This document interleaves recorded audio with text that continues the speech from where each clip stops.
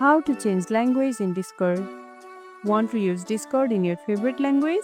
I will show you how to change the language in Discord. Super easy and fast.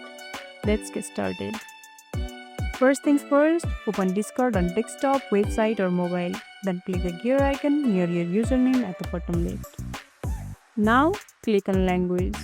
In the User Settings menu, scroll down and tap Language. Next, select your preferred language. Scroll through the list and choose the language you want Discord to use.